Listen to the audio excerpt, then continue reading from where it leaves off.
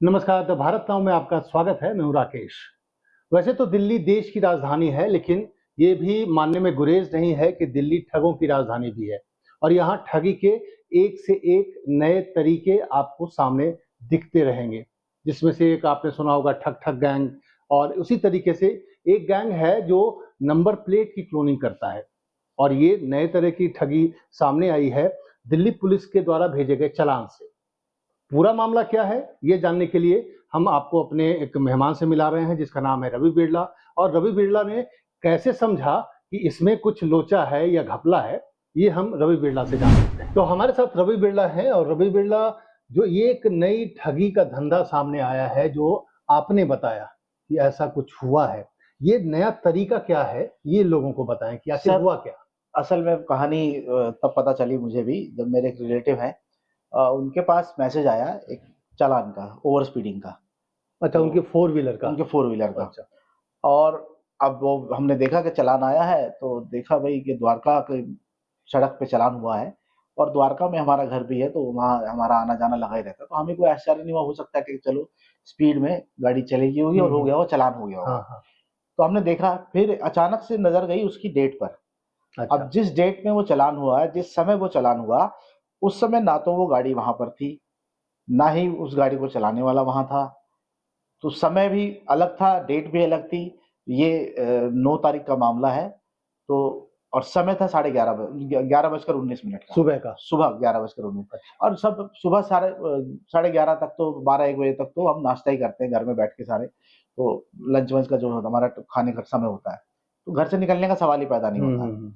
तो उसके बाद जब हमने वेबसाइट पे जाके उसको, जो उनकी ऑफिशियल वेबसाइट है परिवहन दिल्ली की, दिल्ली पुलिस, ट्रैफिक पुलिस हाँ की। ट्रैफिक पुलिस की जो ऑफिशियल वेबसाइट है, हाँ हाँ। उस पे हम लोगों ने सर्च किया।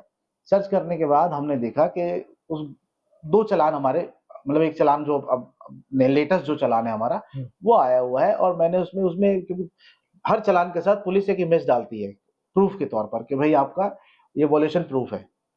अब देखा हमने, तो जब फोटो खोल के जैसी देखी तो हमारी तो नजर, आंखें चकाचौंध हो गई कि अरे यार, ये गाड़ी तो हमारी है ही नहीं, कहाँ से हमारे को समझ। फिर मुझे थोड़ा सा डाउट हुआ, मैंने देखा उसको, फोटो को निकाल के चेक किया। गाड़ी, मतलब आप विश्वास कीजिए कि गाड़ी, मतलब जो ब्रांड जो होता है, जैसे गाड़ियों का ब्रांड, जैसे मारुति हुआ, हम्म। ऑल्टो, कोई भी, मतलब जैसे हुआ XYZ, जो भी मारुति की गाड़ी है, हमारे पास भी मारुति की गाड़ी है। Number wagon. भी सेम है, DL9CVC हम्म। 5428। अच्छा। अब देखा, जूम करके नंबर देखा, उसकी नंबर प्लेट सेम है, वही नंबर प्लेट जो हमारी गाड़ी की नंबर प्लेट है, मतलब मेरे रिलेटिव की जो नंबर हम्म। प्लेट है। तो अब वो एकदम दिमाग एकदम ठनक सा गया। मैंने कहा ये गाड़ी हमारी है ही नहीं। वो गाड़ी पे CNG का स्टिकर लगा हुआ है।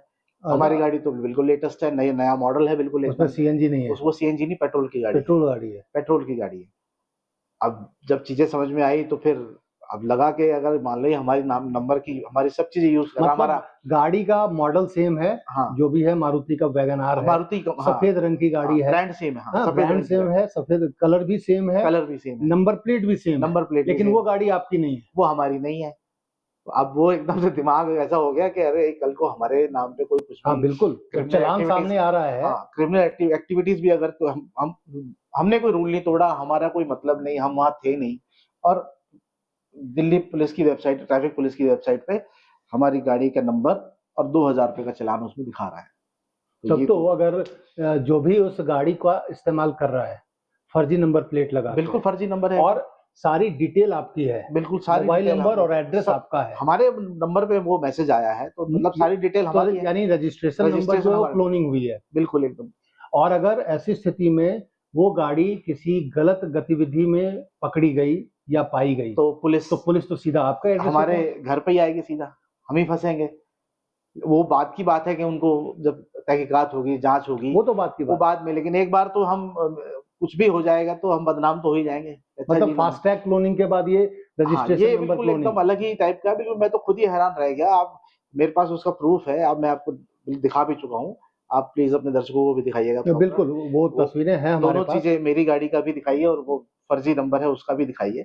और मैंने इसके बाद फिर ट्रैफिक पुलिस की ट्वीट एक्स पर भी डाला उसको। तो अच्छा। उसके बाद पुलिस का मुझे रीट्वीट भी आया है, मतलब उन्होंने लिखा है कि इस पे, फिर मैंने उसको मेल भी कर दिया प्रॉपर मेल कर दिया बाकायदा। अच्छा। अब आगे जो कार्रवाई होगी फेसबुक जो मैंने सोशल मीडिया पे तो डाल ही दिया एक दो, अपने सर्कल में जितने लोग थे उनको बताया कि भाई आपके साथ भी हो सकता है, एक बार बिल्कुल, किसी के भी साथ हो सकता है। चेक जरूर कीजिएगा, क्योंकि बिल्कुल, तो इसमें तो जो लीगल का मामला ये है कि ऐसी कोई भी चीज़ आपकी जानकारी में आए कि आपका नंबर प्लेट गलत जगह पे इस्तेमाल हो रहा है, आपका फास्टैग गलत जगह पे इस्तेमाल हो रहा है, इसकी जानकारी तुरंत पुलिस को दें, ट्रैफिक पुलिस को दें। अगर दिल्ली में है तो दिल्ली पुलिस को दें, गाज़ियाबाद में है, एनसीआर में है तो यूपी पुलिस को आप इन्फॉर्म करें, गुड़गाँव में है, हरियाणा पुलिस को इन्फॉर्म ज़रूर करें, क्योंकि ये आपकी पहला कदम है जिससे आप बच सकते हैं, सेफ रह सकते हैं। क्योंकि अगर कोई भी गतिविधि हुई गलत उस गाड़ी की मदद से और पुलिस आप तक पहुंचेगी, तो आपके पास एक वैलिड पॉइंट होगा कि आपने ये जानकारी पुलिस को दे दी थी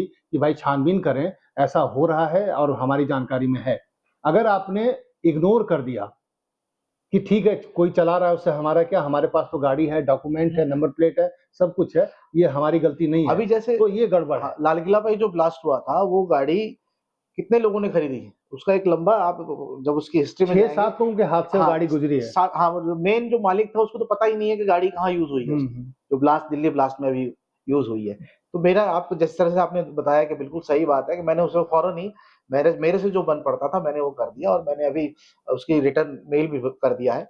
और एक बार मैं जाके सोच रहा हूँ एक बार पुलिस स्टेशन पे जाके उसकी कंप्लेंट की जाए, वहीं द्वारका थाने नहीं, में जाके। मुझे लगता है कि हाँ, जैसे एक ऑनलाइन है, आप वो ऑनलाइन हाँ, शिकायत कर दें, एफआईआर वाला हाँ, पोर्टल वो है भी वो ना? अपने वो उस कर पे देंगे बिल्कुल। और एक बार जाके रिटर्न देकर एक रिसीविंग आप ले लें हाँ, कि बिल्कुल। ऐसी हाँ, शिकायत ये है, उस पे कार्रवाई हो। क्योंकि ये कोई अनूठा मामला नहीं है। अगर आप 1 साल का रिकॉर्ड देखेंगे तो दिल्ली में 1600 से ज़्यादा फर्जी नंबर प्लेट या नंबर प्लेट क्लोनिंग के मामले दर्ज किए गए हैं, जो आंकड़े बता रहे हैं, और ऐसा ही मामला फास्टैग क्लोनिंग का भी है। ये अपने आप में बड़ा ही चौंकाने वाला मामला, हम तो खुद ही परेशान हो गए थे। मैंने कहा यार कैसे हो गए हम तो, और वो भी अब ओवर स्पीडिंग का 2000 का चालान, और जब हमने किया ही नहीं तो हम क्यों भरें? हमारा कोई मतलब ही नहीं होता उससे। हाँ, और स और जो उस फर्जी नंबर प्लेट से गाड़ी चला रहे हैं उनको कोई चिंता हाँ, नहीं है। चाहे ओवर ओवर स्पीडिंग हो, चाहे वो रेड लाइट जंप हो, हाँ। पैसे तो आपको ही देने पड़ेंगे। ये बात भी सही कह रहे हैं। यार ये तो बिल्कुल आपने सही बात बोली। इवन मुझे लगता है कि उसको इंश्योरेंस कराने की भी ज़रूरत नहीं होगी गाड़ी की अपनी। वो हमारा इंश्योरेंस यूज़ कर रहा होगा हाँ, सब बिल्कुल, सारी इंश्योरेंस चीज़ें भी हमारी सारी चीज़ें। चीज़ें आपकी इस्तेमाल तो हो रही हैं, तो उसकी तो इंश्योर्ड भी है, एक पॉल्यूशन कंट्रोल सर्टिफिकेट भी एक आपको ही पेपर बनाना पर है। 2 गाड़ियाँ चल रही हैं। हाँ, ये एक तो डॉक्यूमेंट पर 2 गाड़ियाँ चल रही हाँ, हैं और दिल्ली पुलिस को इसकी खबर नहीं है, भनक नहीं है, जबकि ये दिल्ली की सड़कों पर ही चल रही हैं। और कैसे चल रही हैं इसको पुलिस कैसे वेरीफ़ाई करती है, ये तो अब तहकीकात का मामला है। लेकिन आपको ये भी साथ के साथ बता दूँ कि दिल्ली की सड़कों पर और भी कई तरीके के धोखे हो रहे हैं। जैसे मैंने आपको शुरुआत में ठक-ठक गैंग के बारे में बताया था। तो आपको ही पता होगा कि बिल्कुल। ठक-ठक गैंग उस जगह पे ऑपरेट करता है जहाँ पे ट्रैफिक स्लो ट्रैफिक होता है। स्लो होता है या ठीक है? रेड लाइट पे आप करता है। एक हाँ, बंदा आएगा ड्राइवर की सीट पे, अगर बिल्कुल। ड्राइवर अकेला है और उसके बगल वाली सीट पे उसका लैपटॉप और मोबाइल पड़ा बिल्कुल, है, बिल्कुल। तो ड्राइविंग बहुत सीट की ईज़िली तरफ वो वो हाँ, नॉक करता है हाँ। और आपका बोलता है कि ध्यान पीछे भटकाएगा। वाली सीट, हाँ, पीछे वाला पहिया आपका पंक्चर हो गया है। उसको ठक-ठक गैंग बोलते हैं क्योंकि वो नॉक करता है। जब आप पीछे वाले की तरफ देखने की कोशिश करेंगे, तब तक लेफ्ट साइड में एक नॉक करेगा। वो बोलेगा कि इधर वाला पहिया भी पंक्चर है। मजबूरन में मतलब आप क्या करते हैं, गाड़ी किनारे लगाते हैं हुँ, और अपना गेट खोलते हैं। जैसे ही आपने ड्राइवर का गेट अनलॉक किया, चारों गेट आपके अनलॉक हो जाते हैं, हुँ। क्योंकि अब वो रिमोट कंट्रोल और ऑटोमेटिक लॉक सेंट्रल वाला लॉक होता है। सेंट्रल लॉकिंग की सिस्टम है। तो जैसे ही आपने ड्राइवर का गेट खोला, चारों गेट अनलॉक हो गए और आप ड्राइविंग सीट से उतरकर पीछे वाला पहिया झाँक कर देख रहे हैं, तब तक आपके बगल में जो सीट पे लैपटॉप, मोबाइल और पर्स है, वो लेकर कोई चंपत हो जाता है। और जब आप वापस आते हैं तो आप देखते हैं कि सामान जा चुका है। तो ठग-ठग गैंग से भी सावधान रहें और अब साथ के साथ नंबर प्लेट क्लोनिंग वाला जो गैंग है, इससे भी आपको बचने की ज़रूरत है। क्या लग रहा है कि इस खबर को अगर हम लोगों तक पहुँचाएँ तो कुछ बिल्कुल ये लोगों जागरूकता तक बढ़ेगी, पहुँचनी कोई लोग चाहिए। समझ पाएँगे? हाँ, बिल्कुल लोगों तक पहुँचनी चाहिए, और ये हम सब के लिए जितने भी गाड़ी ओनर्स अपने हैं, जो गाड़ी जिनके पास है, वो उनके लिए बहुत अहम खबर है, उनको जानना चाहिए। इसी तरह जैसे आप अपने फ़ोन के बारे में भी जानकारी रखिए। एक नंबर हमारा कितने नंबरों के कहाँ-कहाँ यूज़ हो रहा है, कौन हमारा कोई क्लोनिंग सिम क्लोनिंग भी बिल्कुल, बहुत आजकल चल रहा है। तो एक वेबसाइट है, ऑफ़िशियल वेबसाइट है, उसमें आप डाल के चेक पता कर चल सकते जाता हैं है कि आपके कि नाम आपके पे नाम पे कितने नंबर चल रहे हैं, कितने सिम चल रही हैं। ये भी आम लोगों के लिए बहुत बड़ी जानकारी है। आप अगर आप उसको वो सिम आप इस्तेमाल नहीं कर रहे हैं तो उसको उसको ब्लॉक करवाएँ। वो बहुत जरूरी है, क्योंकि कई बार हम लोग आधार कार्ड और पैन कार्ड देते हैं कई जगहों पर और उसके आधार पर भी इशू कराते हैं। अभी जैसे रिसेंटली मेरे एक मित्र हैं, उनके साथ भी हुआ कि हमारे जैसे मैंने मेरे नाम पे, मेरा एक मित्र है, उसने मुझसे बोला अरे भाई मेरे नाम पे एक सिम दिला दो। अब मैंने भाईचारे में अपने होता ना कि मैंने दिला दी, चलो दिला दिया उसको, अच्छा दोस्त था। बाद में पता चला दोस्त उसको, हमें थोड़ा ना पता रहता है दोस्त, आजकल के लोगों पे भरोसा भी करना बड़ा मुश्किल है। उसने क्या किया कि 1.5 लाख की फर्जीवाड़ा किया, उसने साइबर क्राइम किया। उस सिम से ही निकाल के पैसे, नरेला का बंदा था उससे, और नरेला से 1.5 लाख रुपए तक का उससे वो हुआ, फ्रॉड हुआ। अब पुलिस जो पकड़ने गई वो मेरे दोस्त को पकड़ने गई, क्योंकि सिम उसके नाम सिम पे उसके था नाम पे था। और वो ही मेन कल्प्रिट हुआ। जब अब बल्कि उसने बता भी दिया कि मेरा सिम जो है ना ये यूज कर रहा है भाई, तो पुलिस तो ये कहेगी भाई नंबर तो आप ही के नाम पे यूज हुआ है, तो पुलिस ये भी कह पहले सकती है कर कि ले। आप अपराध में आप शामिल हैं, पहले नहीं, आप कि तो आप उसके सहयोगी हैं, ये भी कह सकती है। आप फर्स्ट वो ना, क्राइम तो आपके नाम पे हुआ है, तो वो बंदा सेकेंडरी है, उसको सजा कम होगी, लेकिन सजा आपको ज्यादा होगी क्योंकि आपके नाम पे सिम यूज हो रहा है। तो वो बड़े अब चल रहा है केस उसका भी वो, लेकिन बात यही है कि आजकल इस चीज को भी थोड़ा सावधानी से बरतने की जरूरत है। मुझे लगता है अगर कि ये सारी चीजें, खासकर एक अभी जो अरेस्ट, डिजिटल अरेस्ट हाँ, आपने सुना ही ये होगा। सिम इसी में यूज डिजिटल होते अरेस्ट हैं। से भी बचना है हाँ, आपको। डिजिटल अरेस्ट, कोई भी फोन कॉल, वीडियो कॉल या व्हाट्सएप कॉल आए और वो अपने आप को पुलिस वाला बताए तो सुनने की जरूरत नहीं है, फोन उसी समय आप काट दें। वो चाहे कुछ भी बोले, समन भेजे, आपको एफआईआर की कॉपी भेजे, कुछ भी सुनने की जरूरत नहीं है। पुलिस इस तरह से व्हाट्सएप पे काम नहीं करती है। कोई इन्वेस्टिगेशन, कोई पूछताछ व्हाट्सएप के थ्रू नहीं होती है। पुलिस आपको थाने बुलाएगी, पुलिस आपको फेस टू फेस बात करेगी, व्हाट्सएप के जरिए नहीं होता है ये। जब भी आपको ऐसा कोई मौका मिले, आपके पास कोई कॉल आए, पहला तो अननोन कॉल, वीडियो कॉल उठाना ही नहीं है। और अगर आपने गलती से उठा भी लिया और आपको लगे कि कुछ गड़बड़ है तो फोन को डिस्कनेक्ट करना है, किसी के दबाव में नहीं आना है। नहीं तो फिर आपके सारे पैसे, सारा बैंक अकाउंट खाली हो जाएगा और फिर हाथ कुछ नहीं आएगा। बहुत मुश्किल है रिट्रीव करना, किसी भी पैसे को वापस पाना बहुत मुश्किल है, क्योंकि अभी साइबर क्राइम पर उतनी एक्टिव पुलिस दिखती नहीं है और शायद हो सकता है जानकारी का भी अभाव हो कि कैसे पहुंचा जाए, आईपी एड्रेस कैसे ढूंढा जाए, बहुत तरह की चीजें हैं।